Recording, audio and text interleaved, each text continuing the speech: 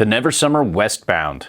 Been wanting to get on this for a while, and finally got to borrow it for a little bit, and I'm putting some days on it.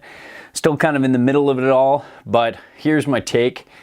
You can see it's really not much like the West. You know, there was the Cobra. The Cobra was just a touch more directional than the West, had a little more setback on board, had rocker and camber instead of the ripsaw profile, but they had similar shapes, and they were kind of, you know, they had probably more, a decent amount more similarities than differences. Now the Westbound is completely different from both of them. It really takes a lot of that Shaper series and puts it into a whole new kind of West. It's just a completely different board. First off, you can see, you know, there's a pointy, longer nose than the tail, and there's taper, I think about 6 mil of taper or something like that. I think 5 mil. And you can see that, and you can feel it in powder. I've got this in some decent powder, and you can see from the footage above. Then you have a varied camber profile. Now this one seems to have a lot of rocker, as you can see, but your board might be different than the board I have, because wood cures differently, especially so with hybrid rocker, you know, but it does the same with camber. Sometimes one board will have a lot more camber and another one will have a lot less, but that's just because wood cures differently. You can see though, this has the ripsaw camber profile off the back foot. So if you like to lean back and carve off your back foot, which most of you do, that's how we ride these tapered directional board, a lot of tapered directional boards. It's more work on the back leg on groomers and less off the back leg in powder. And so it's got that ripsaw camber profile for a little pop off, a little more pop and a little more drive out of the tail. Then it's got this mellow elliptical camber that just kind of like seems to almost like early rise up before the tip. So it really gives you some, you know, a very directional feel compared to the old like twin-ish West. And twin-ish, kind of like twin-ish bordering on directional Cobra. So, you know, but again, it's definitely more different. It feels a lot more like a, you know, like a more surfy Chairman almost. But it's got a lot of its own personality. It's hard to put this in one single area, but it's definitely more directional, more free ride oriented board. Let's get into going on with the widths here.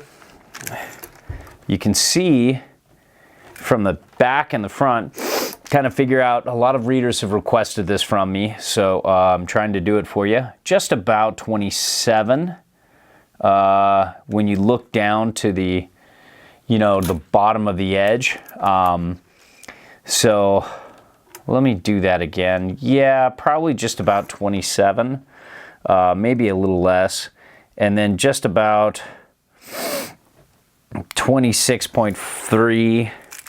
And then on the front, you're looking at about, you know, about the same. No, more like 26.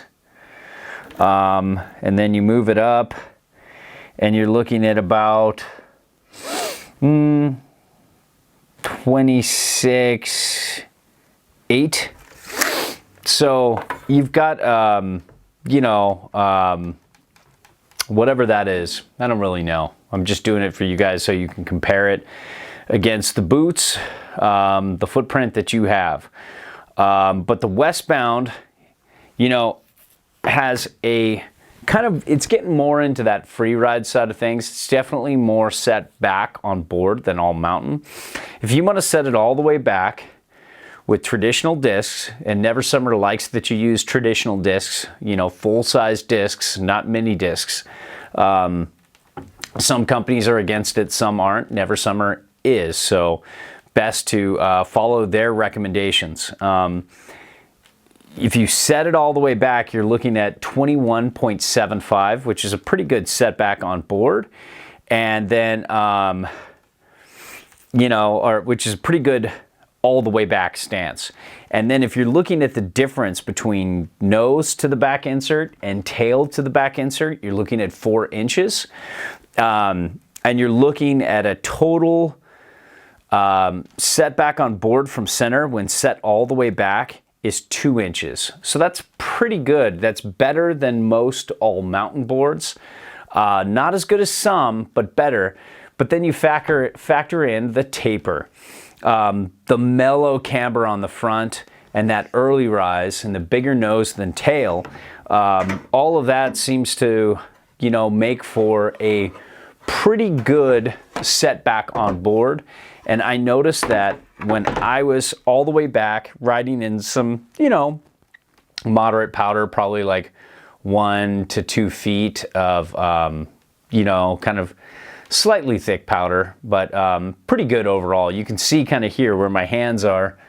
It's pretty good directional float. It wasn't a mind blower. It wasn't like the Swift.